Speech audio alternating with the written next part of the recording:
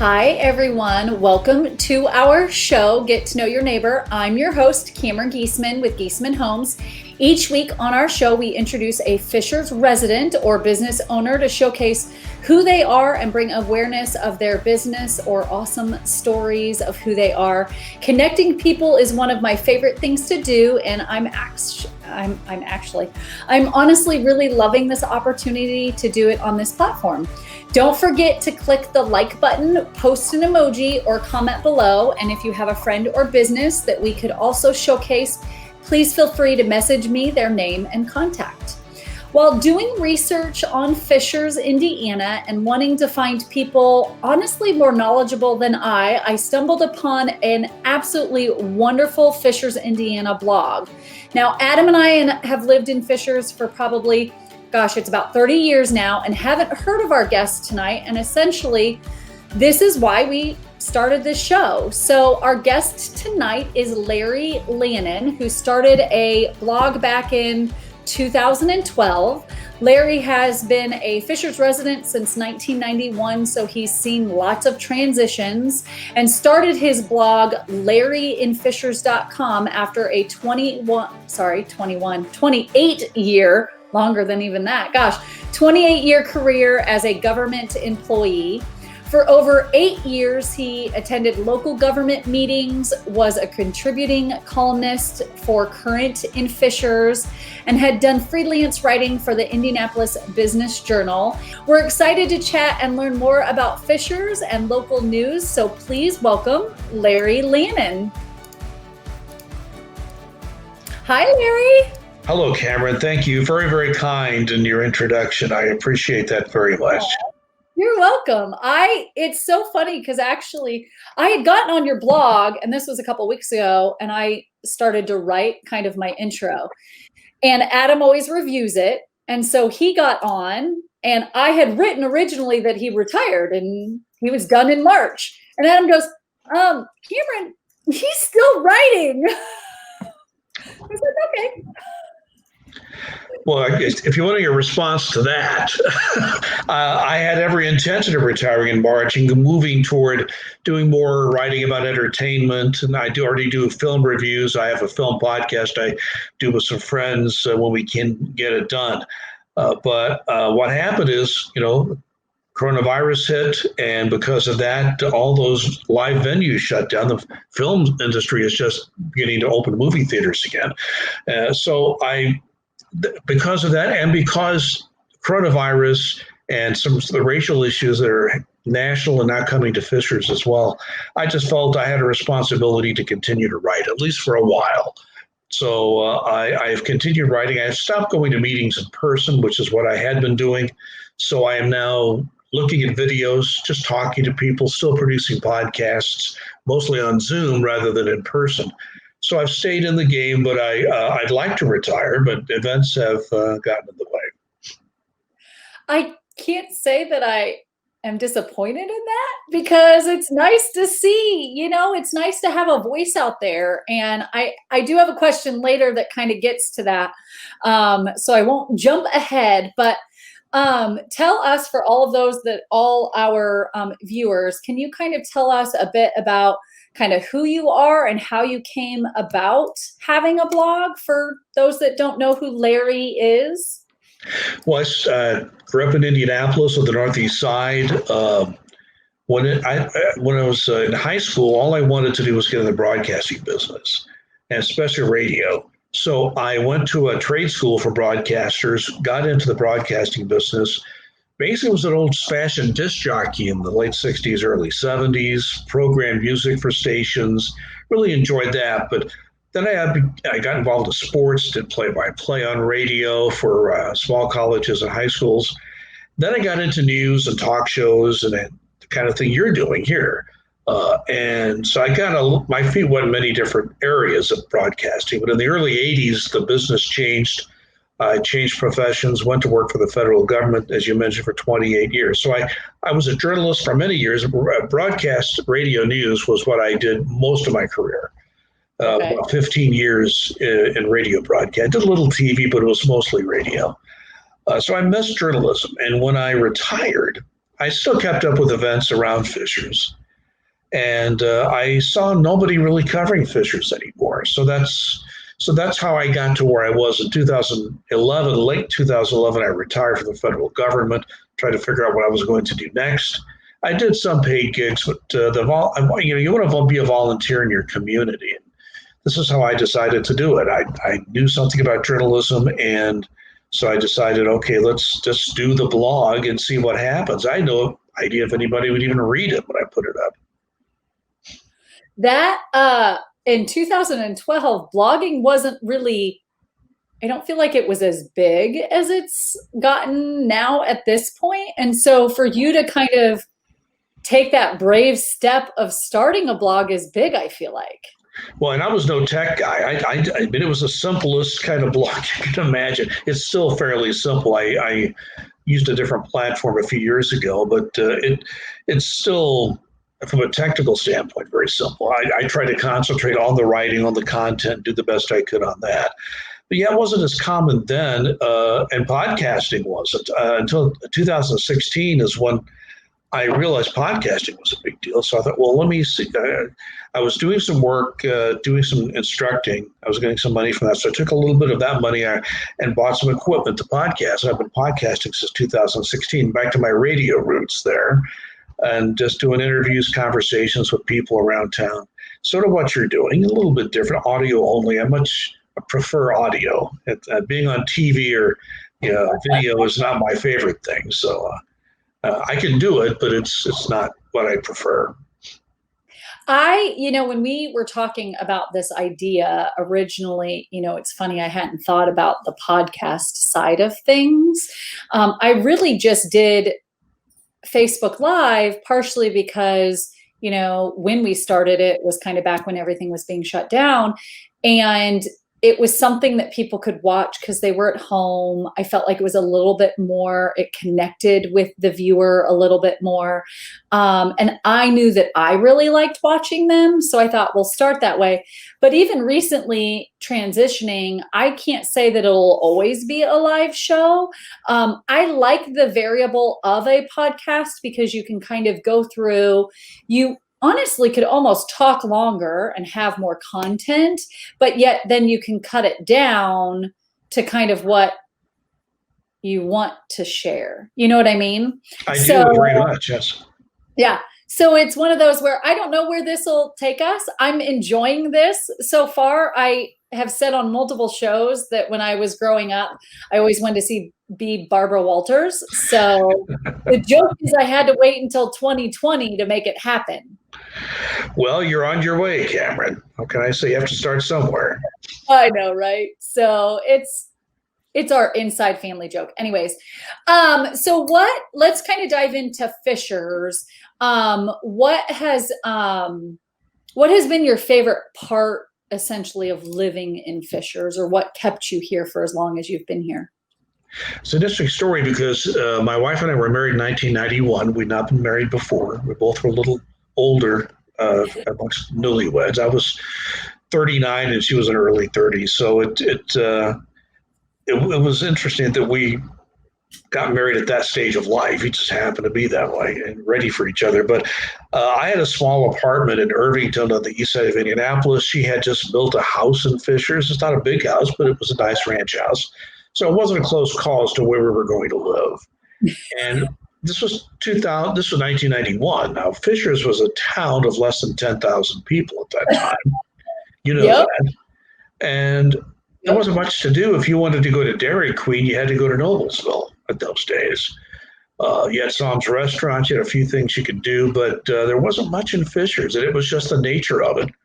Nice little small town, what really had been, as you know, a farm town for many, many years.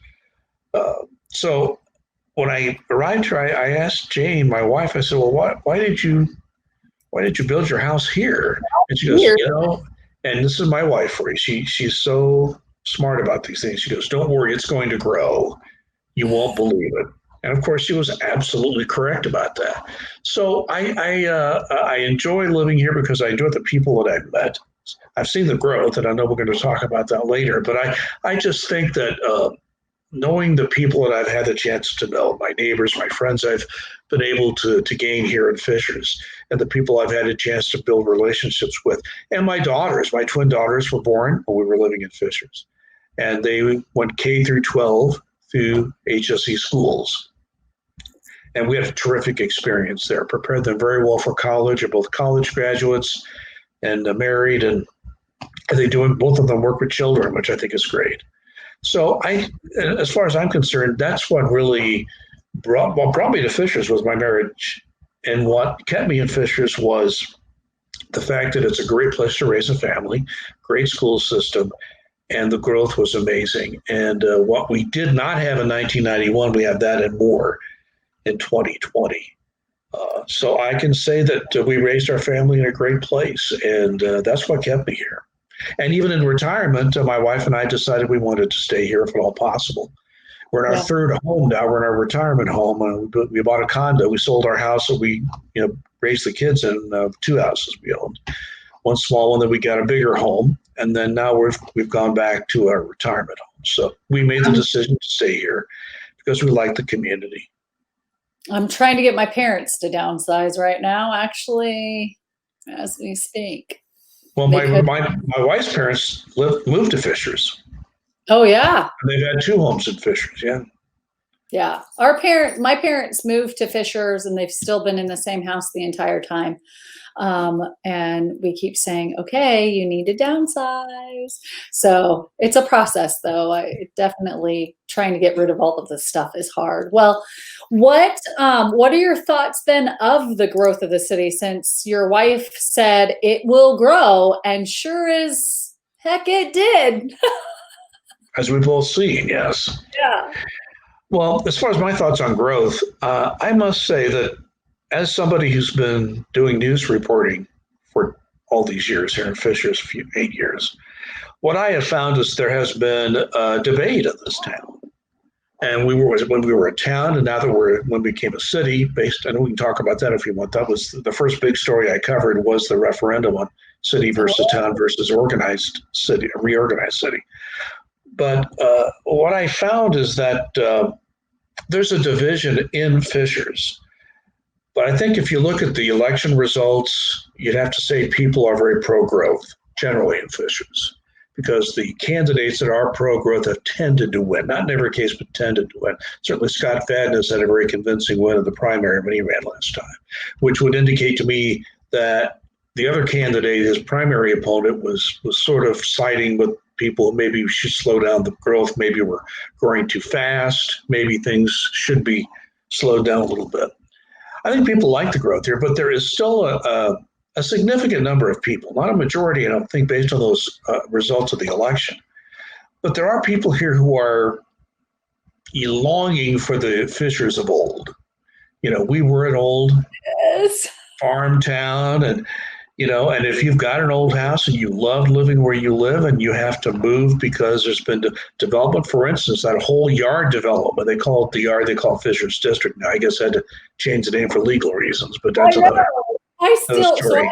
You still call it the yard? Well, there's a street called the yard still in the middle of it, but they can't call the development the yard because it's, there are legal entanglements there. But Fishers District, I mean, there were some homeowners that had been in that little subdivision housing area for many, many years, part of the old Fishers. But they saw the handwriting on the wall and saw that there was going to be development. And if they're going to have to sell their homes, they hired an attorney to negotiate with the city and the developer. They got 1.5 times the value of their homes as a result of that, to avoid all the legal delays that might have happened. So they did, not all of them wanted to move. So, okay, if we have to move, we're at least going to be able to have enough money to move where we want to. So there are some people who have been anti-development, and they're still around, and they still speak, and they still let their views be known. But so far, they have not been able to elect people who agree with them. So the people who are in office, who have been elected by those who choose to vote, are pro-growth. And I think there's an argument to be made on either side. The growth in this city has been amazing, and you have to really credit Scott Fadness. He was the town manager before he became mayor, And he was instrumental in remember, the town government's a lot different. Town government, you have 7 people making the decisions. You need 4 votes. There's no mayor, so they make the major decisions. Once you become a city, the mayor makes a lot of the major decisions. Council members have a voice, especially in budget and zoning matters and that kind of thing. But the mayor is really leading the pack. So we have a mayor who's very pro-growth. He was when he was town manager, and he is as the mayor. So, and he's won. He's won the only contested race he's had. The first, well, we go back to the first mayor's election had 8 candidates. There were 6 candidates or something. That was the first election that we had. But since then, he's been challenged only once and had a convincing win. So, my point about growth is I like the growth. I think that there are painful things that happen with growth. Growth can be wonderful and it can be painful. You lose something with growth. But I've talked to Mayor Fadness about this many times, and he has a philosophy. His philosophy is you're either moving forward or backward as a city. You can't stay where you are, but that's like you're going to go backwards. Yep. I think it was, who was it? Will Rogers, the great, Oklahoma man who opined on a number of things. I love reading his quotes. He said, if you're sitting on a railroad track, you stay there, you're going to get run over.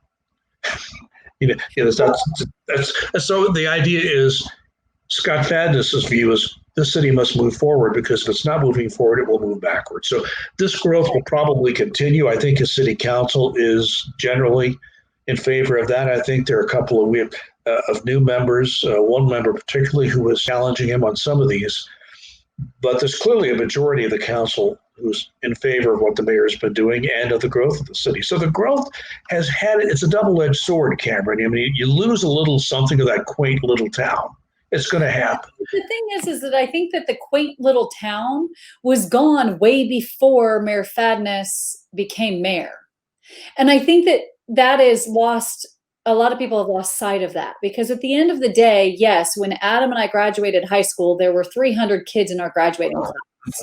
When we got back from being in college, just 4 years later, it was significantly larger. So it's not, the growth was happening way before. I think a lot of people are frustrated because, yes, then he brought in all these bigger companies, but with those bigger companies brought money to the city and gave us the opportunity to have a lot of the, the parks and the things that a lot of people want, not specifically with growth, but they want, the amenities and all these things. Well, to do that, you have to have money, and to have money, you have to bring in companies, because otherwise you're raising taxes for everybody, and then we're all irritated. So I think that there's a lot that plays in that. And there's the big issue, and directly to what you're saying, one of the big issues in the city has been the use of tax increment financing. It's called TIF for short. Yeah, I'm sure you know what it is. You're in real estate, but I've tried to explain it to people. It's not easy.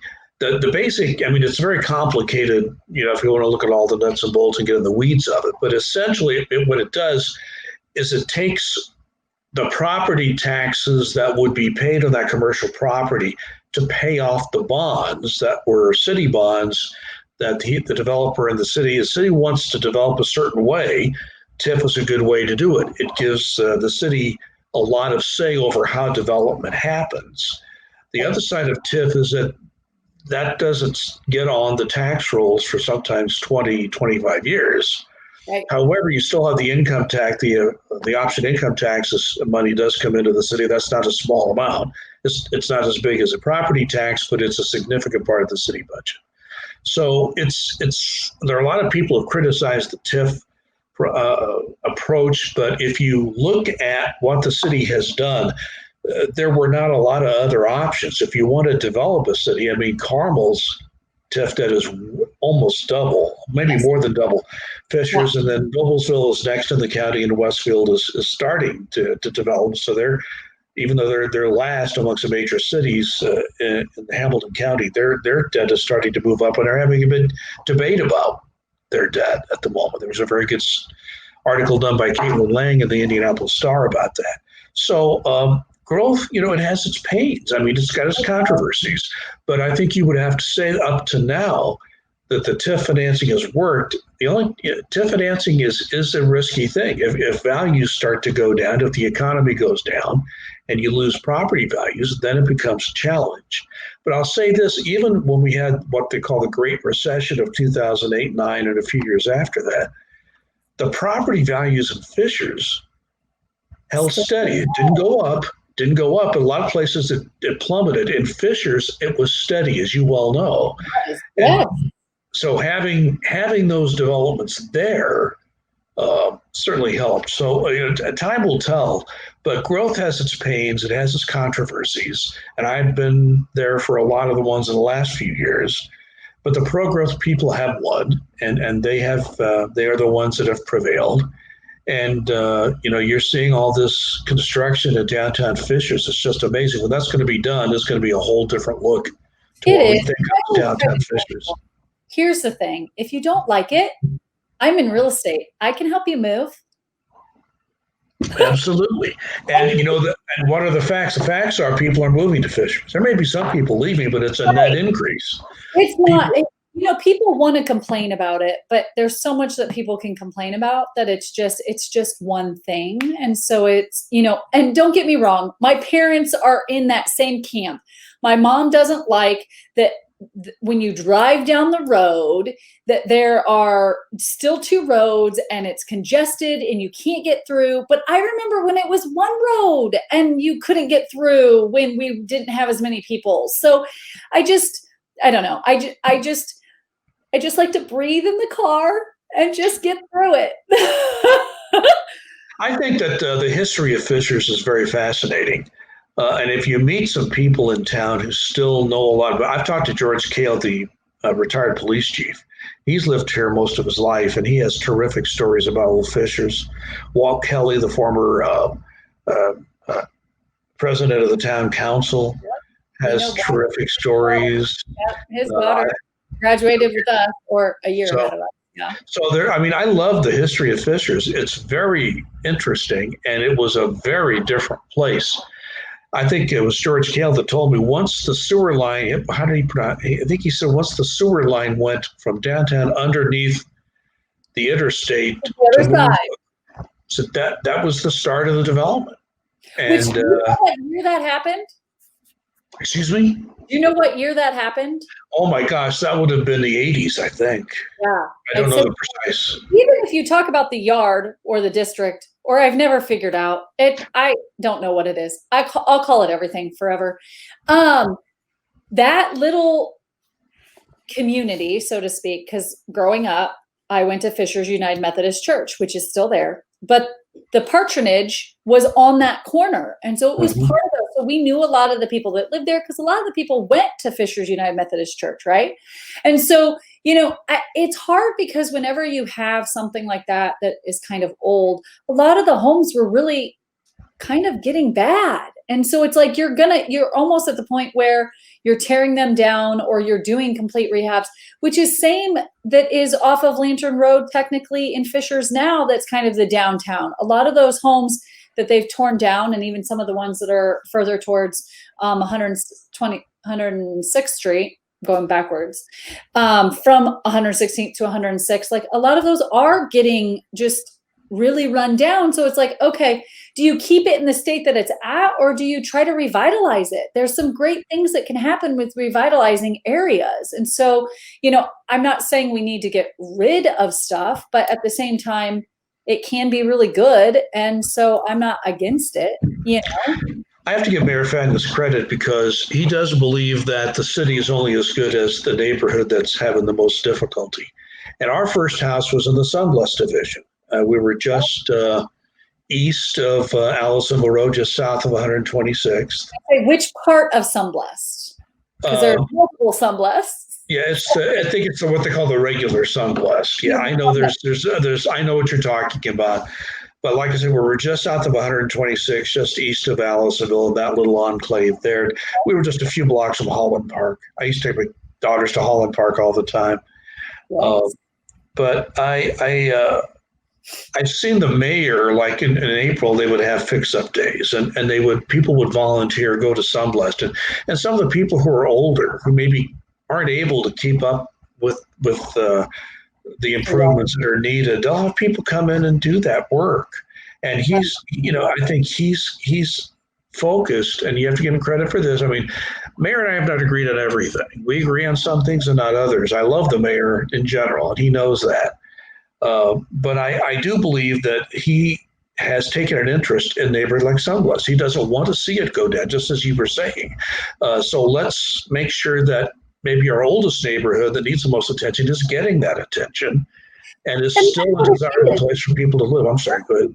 Yeah, and keep it. So okay, so we're talking about government. What has been your experience attending government meetings over the last 8 years? Clearly, you've gotten to know most of them. What was that like?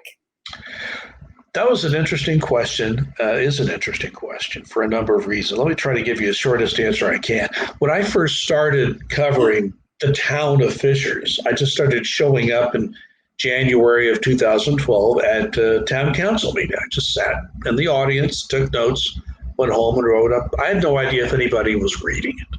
I had no counter on it. I figured if nobody was reading, I'd just give up on it, right? So I didn't even put a counter. I thought I'll wait for a while, then I'll start measuring. I've been going to the meetings for about 2 months.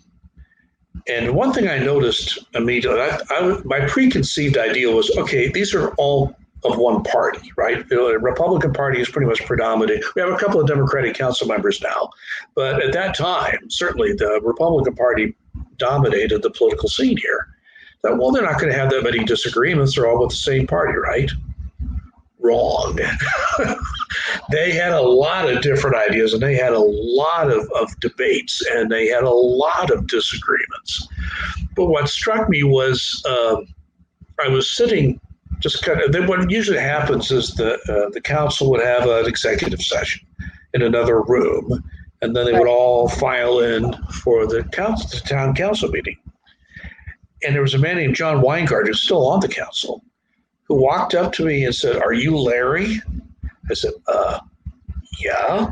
Oh. He says, "I've been reading your blog. Let's get together sometime." I had no idea anybody was reading it. So I had at least one member of the town council was, and another member of the town council at another meeting tells me that, "Oh, I know who you are. You've been reading. I've been reading you." So I knew there were some people reading. That's when I put the counter out. Okay, I was starting to build an audience, which I really didn't have any idea whether there was any. First of all, they could find me. Secondly, if they did find me, would they be interested? And I found there was more interest than I thought. So then at the school board was an entirely different animal there, because people don't understand the importance of the school board. I think sometimes school board elections get short shrift. They have a huge budget that they preside over. They have good staff people to help them, but the final budget decisions are with the board members. They have to approve that budget. And it's tens of millions of dollars. Sometimes it's bigger than cities and towns would have. People have to remember that in terms of student enrollment, the Hamilton Southeastern school system is the 4th largest school system in the state of Indiana. Okay, so this is a large school system presiding over a very large budget. We have a school board election coming up. Now, it's the at-large. There are 3 board members that are up. And what usually happens, Cameron, is when I say it gets short shrift, we always have the at-large election for school board and a presidential election year. So that presidential election is going to get the most attention. Sometimes we have a Senate race. We have a governor's race every 4 years. So I think people should pay more attention to who runs for school board. They have so much impact on the community.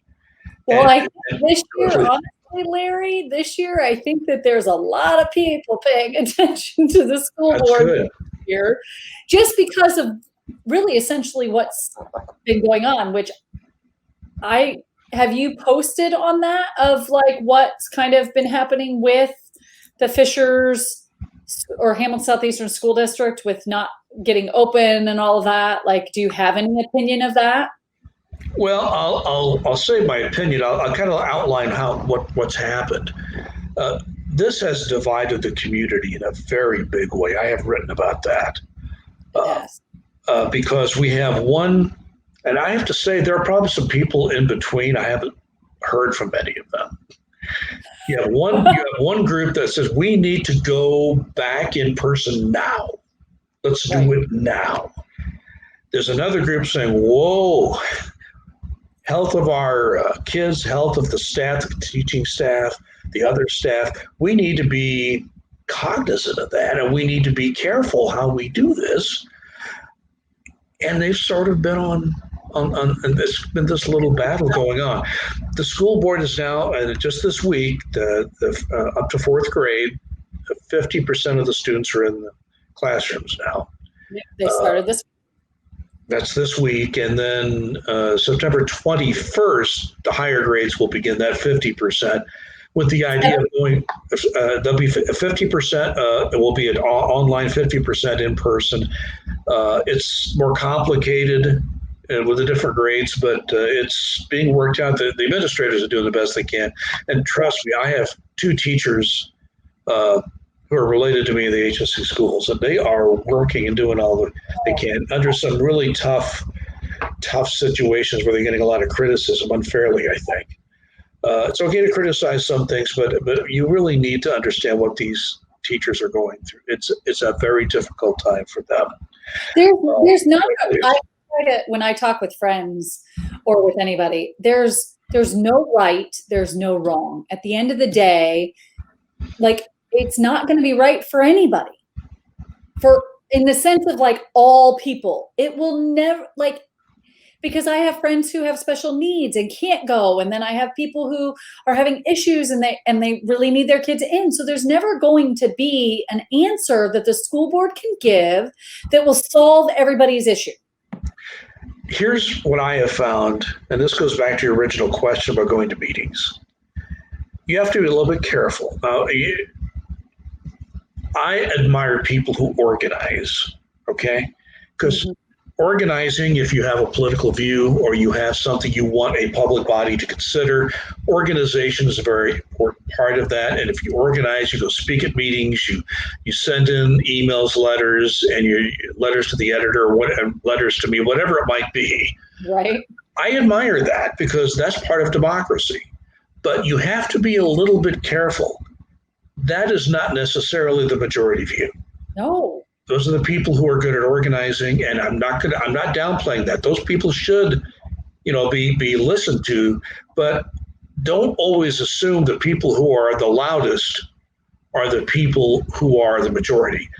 And I've seen lots of issues come up, especially with development we just talked about, where, there were people who came in and were speaking before the town and city councils, opposing all this. It still passed because most people still wanted it. But the opposition was very good at organizing. And there's nothing wrong with that, but I just want to kind of caution people about this. This school board situation, my analysis so far, and I don't pretend to have all the answers, but just as an observer covering it, it is still a divisive, and we're really split in two, and I don't know who's got the majority, if anybody does. I do know that this whole idea of in-person versus virtual classes is a very divisive issue, and people are really, this is dividing families and neighborhoods and friends, and it's been tough. It's been a tough issue for the community to handle, and the school board is in the middle of it. Here's the thing that we have to keep in mind, and you mentioned the school board election, and so did I. I was always a believer that you need to look at the issues. What issues are out there? What are the positions of the candidates on those issues? That's still important. But I've moved away from that a little bit because we need to have people on the school board. This goes for any elected official, but the school board particularly, who know how to make good decisions and analyze a situation. Right. Because I interviewed all of these school board candidates at one point during their campaigns. And I never asked any of them how they would handle a pandemic because we had no idea one was coming. Ball, Larry? I'm sorry? I didn't. I should have had a crystal ball and seen that. But So we need to make sure we're electing people, particularly the school board, but just true about any office. Well, Somebody who can make good decisions and somebody who can analyze the situation and do something in the public interest. Well, and I think you have to look at all things. You can't just say, okay, just because right now my view is I don't want my kids in school. Okay, so I'm going to vote for the person who doesn't want the kids in school, like the person who just aligns on that topic. There's so many other things that you have to look at. And I think that, yes, we are all divided, but I think that what we do have to realize is that we all care about our children.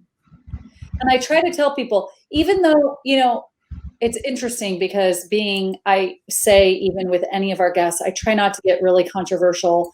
I don't want to start a debate, partially because I'll have a debate, but this isn't the place for it, right? Same as Facebook. And what I've really struggled with is that everybody wants to berate people on Facebook. And it's like, or on these social platforms. And it's like, you know what? If my neighbor disagrees with me, that's okay. Like, I'm not going to berate them, though, and tell them how horrible they are, because that's the decision that they want to do. And so that's where it's like, when we talk about these elections that are coming up, even with Fishers, ultimately, some people don't like Mayor Fadness. Some people love Mayor Fadness. Some people like the current school board. Some people want a new school board. You have to do and look and research, and you have to do what's right for you and your family, but you need to look at it at all angles. Like you said, you can't just look at it as I'm this way, and so I'm just going to vote for the person that's that way. It's interesting. I wrote a piece recently about this, and I was saying something very close to what you were saying. Basically, look, we have disagreements about what needs to be done, but just remember something. You need to respect people who feel differently than you, because they care about their kids as much as you do. Very much. And we all have to remember that. At the end of the day, we all have to live with each other. We all live in the same community. It's okay to have a robust debate, but when a decision's made, we need to kind of move on. Right. And Larry, if you don't like Fishers and HSE School District, I am a real estate agent, and I can help you move to another district. Well, let me ask you a question, because I've written about this too. There are people who, when there's a referendum on school funding, with state laws as they are, every so many years there's going to be one. Right. And there's a debate about that. My point has always been is that even if you have no children in school, such as my wife and I now, that a vibrant, well-regarded school system is important for the health of any community. And it doesn't make any difference whether you have children in school. There are plenty of reasons if you think it's, and again, there are ways to analyze this, but I would just say, I have no kids in school. I'm not really worried about the schools. I may not vote for a referendum when it comes up. I try to say, look, that school system is totally connected to the entire community in which you live. I don't know how you feel about that, but I know real estate agents have told me that the HSE schools, that's their greatest selling point. Here's what I will tell you. So this is funny because I've said it twice now that I'm a real estate agent. I try not to talk about the fact of, because I try not to bring up real estate, honestly, in most of our interviews, because that's not what the point is. But talking about Fishers, as a real estate agent, I'm not allowed to what's called steering. So I can't say, oh, you should live in Fishers or you should live in Westfield or Carmel because it's a good school district, right? You can't say that. It's considered steering. That's illegal. It's fair housing. You can't steer someone, because what you're doing is you're steering them away, let's say from Lawrence or Marion or anything like that.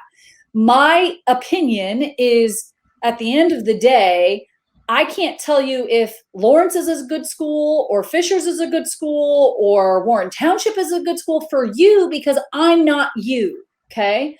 What I can talk about is resaleability of your home.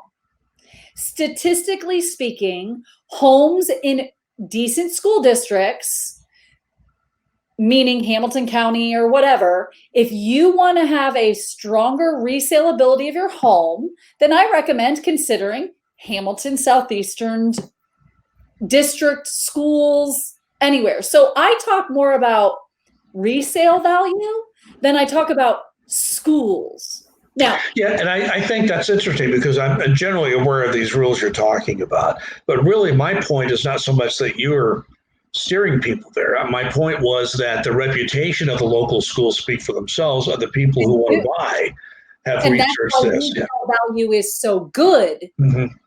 So I can't say that, but I can say from, statistically, homes in HSE school district sell faster and for more money. And so the resale value is really good. So I get that question a lot with clients of like, okay, we don't have kids, right? In that, we don't have kids, so we're not in the school district. Okay, well, that doesn't affect you per se, but it does when you go to resale.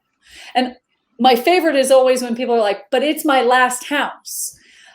I get that it's your last house, but see, that house doesn't die with you. The house does go on and it has to be sold, and being in a good school district then kind of takes you on that path, right? So the person who's then selling it, either the person who inherited it, then has a better chance of selling it. So it's just, yes, I think, and that's why school districts are important, and why I feel like I can say this on this show because personally I live in Fishers. We've lived here for a long time, and it is a good school district. Even though we're not in school, I don't feel like, and people have even asked me, are people leaving Fishers?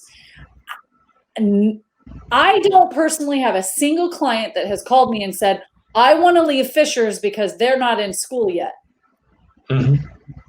So well, I understand. So that's, all these factors come into play. And even though the community may be divided, it's interesting to hear you say that you're not seeing people wanting to move out of the district at this time, because let's face it, all these school districts are going to have to react to what happens in their buildings. What is there an outbreak? How do you react? You want to prevent it?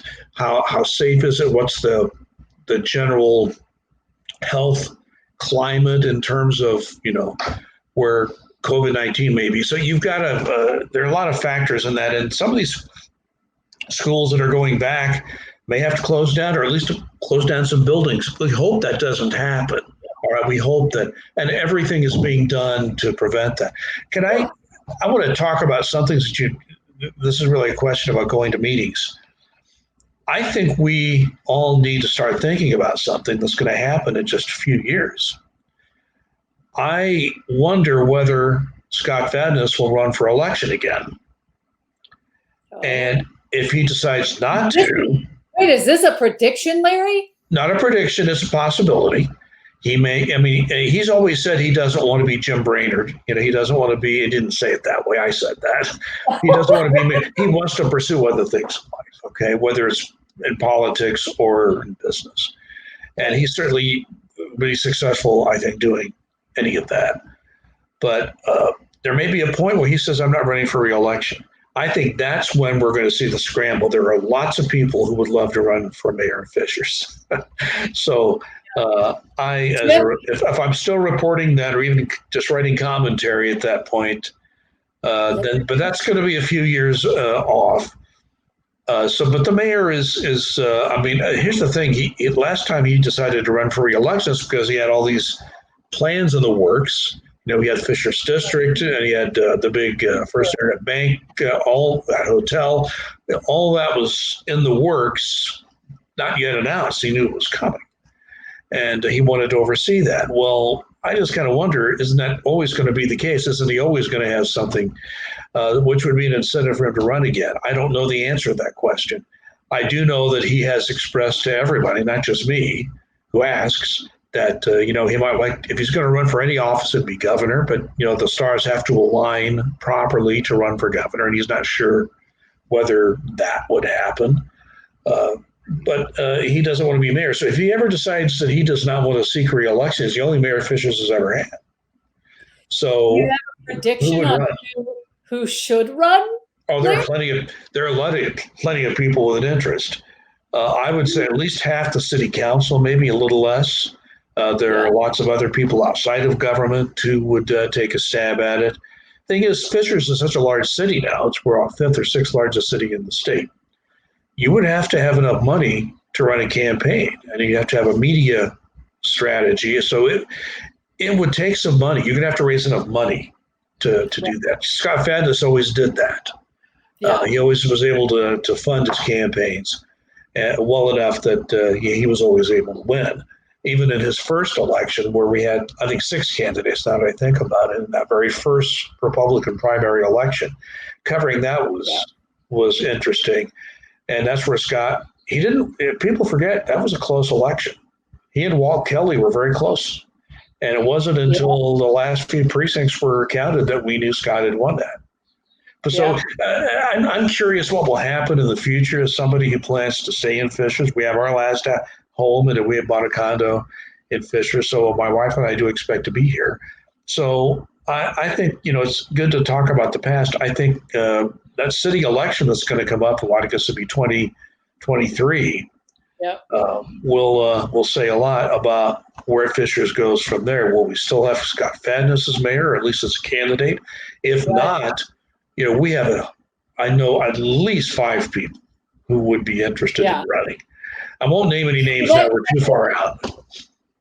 Well, and that kind of leads into the next question, because I feel like you're kind of answering what has kept you kind of motivated each day. And how have you kind of kept finding that next story? I feel like there's lots that Larry can talk about. There's an old saying that 80% of life is showing up. And so I used to show up for the meetings. And it's interesting, when I would show up for these meetings, even a meeting that didn't generate much of any news, I would talk to somebody on the side and I'd pick up a story. And I would somebody would call me on the phone and talk, give me a story. But just going to the meetings gives you leads for stories that are important to people.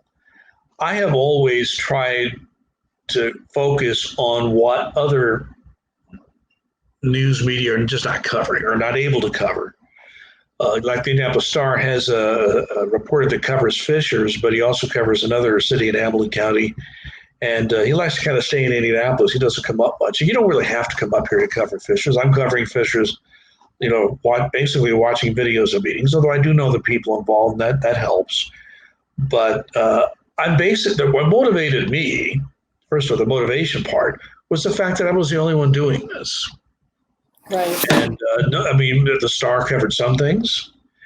We have Current in Fishers, which is a weekly. Now, they don't publish a print edition for everybody every week. They're trying to get through this really difficult time. I wish them the best. I know Anna Skinner very well. She's the editor. I know I've known all the editors of Current and Fishers except the first one, Jordan Fisher. I never met him, but I've met all the others and gotten to know them. So, they are much more geared toward feature stories, and good feature stories are great. There's a man named Tom Britt who does At Fishers Magazine. It's a monthly, nicely done, and he very much centers on feature stories, and there is a place for that. I could do those kind of stories, but I thought, okay, other people are doing that very well. I'm going to stick with just trying to do the hard news and find out what's happening in that regard. So that's what motivated me. I was really the only one doing it for most of my 8 years. So that was the motivation part. Like I said before, everybody likes to volunteer doing something. When I retired, I thought about what should I do as a volunteer? Well, I used to be a news reporter. Well, look, there's not much news being reported in Fishers. How about just starting a volunteer blog? And I did that, and I got way more attention than I ever expected. This has gone over much better than I ever imagined. So I appreciate the people who have been the loyal listeners to my podcast and readers of my blog. It's amazing that people are interested in what I have to write. So the motivation was that nobody else is doing it. I'm just going to do it and see what happens. As far as how I pick up the stories, it goes back to what I said. You just have to talk to people. You have to go to the meetings. If you're not going, you need to at least look at the video, stay in touch with the people who do the public relations for the city and the school system. I know them well, correspond with them on a regular basis, try to stay in touch with what's happening. I was asked to be a part of the mayor's Interrupting Racism project. Wow. I have been involved with that. I just recorded a podcast with the mayor and a man named Dustin Washington, who will be conducting the seminars that will be available to people up to 500 people in Fishers. Already 100 people have signed up. So, and that's just after a few days. So I'm hoping that those 500 slots will be filled. People can learn a lot from that program. That goes to another thing. Fishers, when I moved here, was not a diverse community, and you know that. And 28 years ago, 29 years ago, but now it is. It is a very diverse community. The school system that my daughters went through at HSC schools had people from all kinds of backgrounds. They had friends with different backgrounds, which would not have happened, 10, 15 years before that. So excuse me? What year did they graduate? Oh gosh, your trick question. It was let me think here. They graduated in, I think, 2013, if I remember correctly. Yeah, so it was definitely more diverse, yeah. And they benefited from that, in my view. Oh, and that's, again, you don't get that if you don't have growth. So,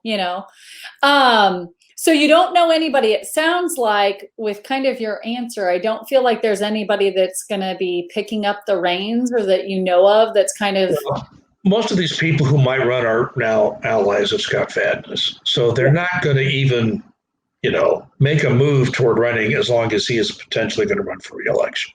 Yeah. Except there's two Democrats on the council. If one of them decides to run, that's different.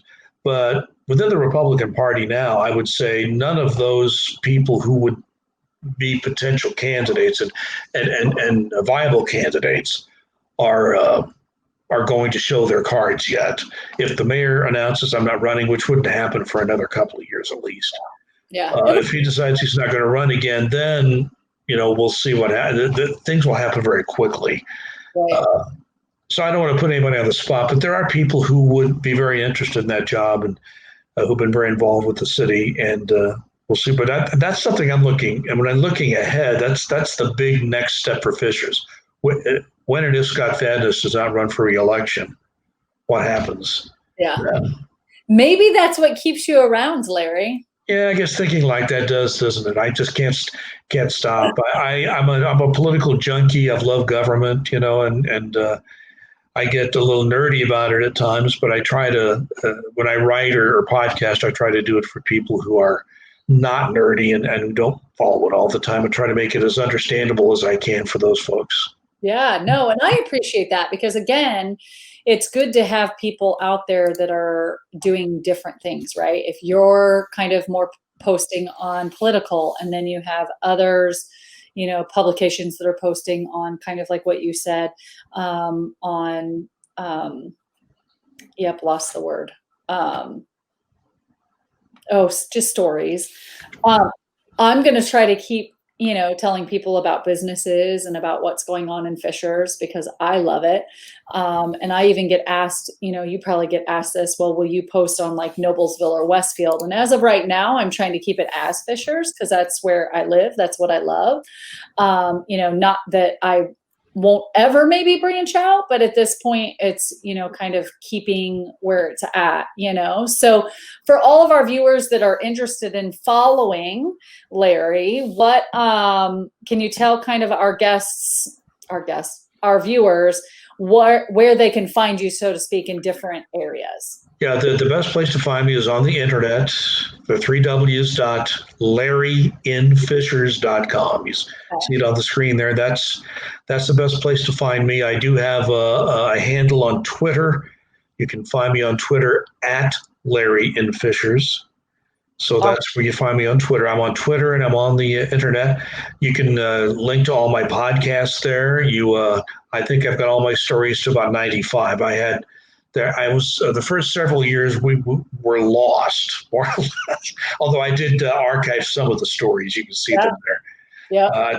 You can see some archives there, but so all the and I try to put them on. You'll see the newest information first. What you're looking at there is the aftermath of the Sunblessed apartment fire, very tragic, although nobody was injured. That's great. The folks are looking for a place to live now. So those are the kind of stories I like to put together. The AAA bond rating Fishers recently has for another year, which is quite an accomplishment to get that for not just 1 year, but several years in a row, meaning the borrowing for the city and the taxpayers, their interest rates are very low. That means a lot. It allows the city to do more development as a result of that. We're excited about that. And I, again, am glad that you're posting on stuff that is more that political or the government side, because I do think that that is a very important part. So I really appreciate that. One of our last questions, since we're nearing the end, which I ask every guest, and I'm kind of excited to hear what you're going to say, which is, who do you think we should interview? You've interviewed a lot of people. So I'm going to try to channel my inner Larry when I interview people. But I'm gonna suggest something that's a little out of your maybe comfort zone. But because you do business related ones, and that's fine. I think there's a great place for that. But we're going through some hard times. Even though we are a prosperous community in general, it's amazing how many people are hurting. So I think what I would suggest to you is you might want to do a program with one or more of some of the nonprofit groups that do very good work. The Youth Assistance Program, for example, the Youth Mentoring Initiative, where they hook up adult mentors with youngsters in the HSE school system who need mentors, and they very much need men, by the way, to be mentors and volunteer. Oh my God. It's a youth mentoring initiative. It's also called YMI. They have a nice website. That would be something you might want to discuss. I mean, there's some great nonprofits doing some good. There's some others too that I've done some podcasts with. So I would suggest just find a good nonprofit that's doing good work, because this is a time where people need help. And it's amazing how you may think your neighbor down the street's doing great, but maybe they're not. So it's time to be looking out for each other. I don't know that one. Which one? I'm sorry. The YMA. I haven't heard of that one. But it's YMI, Youth Mentoring Initiative, and they hook up again just for young people who need mentors. In the HSC school students there, they hook them up. That this organization hooks them up with adult mentors. They have a particular need for men mentors right now. Okay. That's a great. The Youth Assistance Program is kind of a quasi-governmental. They also take contributions. They're overseen by the courts, and they just help. Even though it's a youth assistance program, as you well know, if there's a young person who is going through a crisis, normally the whole family is. And so that I've learned a lot talking to people in that program about how they help not just individual young people, although they do that, but sometimes the whole family needs a lift up at times. The trustees' offices too, in Delaware and Fall Creek Townships. I've just done recent interviews with them because I know when the recession hit, they were going to be in front and center helping people initially when they run into that really difficult financial situation where you lose your job. So anyway, those are. If I would say, if I were to make a suggestion, there are so many good nonprofits. Pick one, and I'm sure they'd be glad to talk to you and talk about the work they do.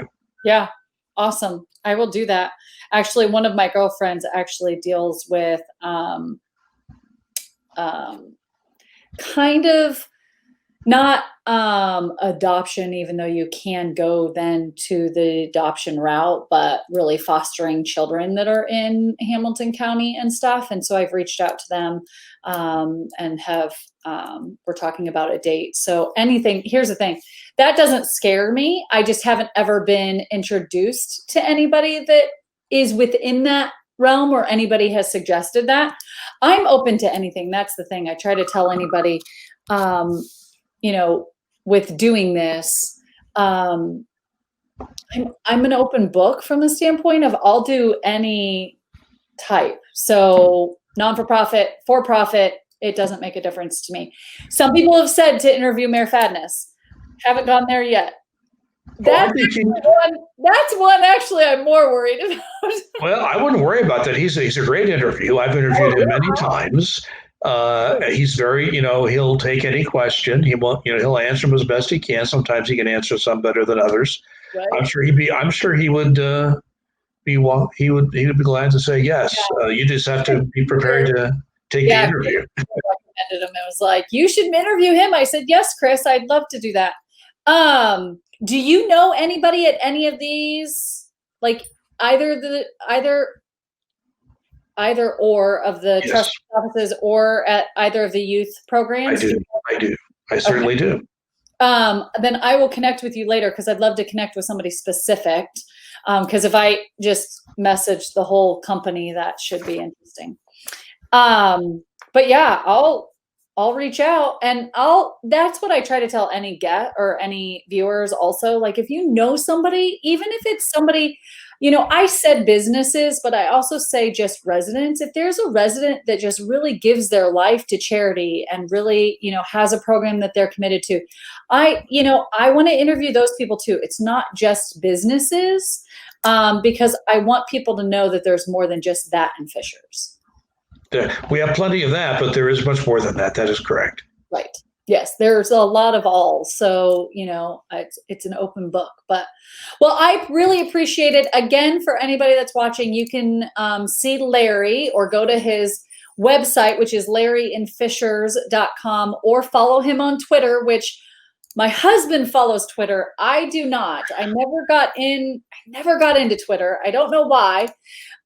Considering I'm ADHD, you'd think that Twitter would be good for me.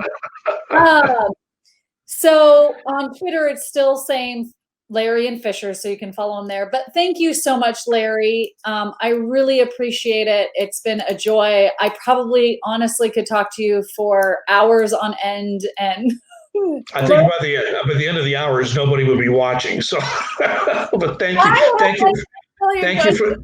you for the kind words. You're very, very kind. And thanks for the invitation to be here.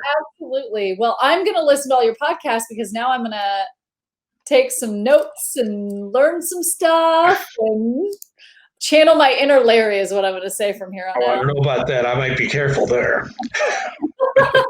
Well, thank you so much, everybody, for watching. Thank you for watching. Don't forget to go back. You can still ask questions. If anybody asks a question of Larry, I can always come back and send it to him and try to get some answers for you. But thank you for watching, and everybody have a wonderful night. Thank you, Larry. I really appreciate it.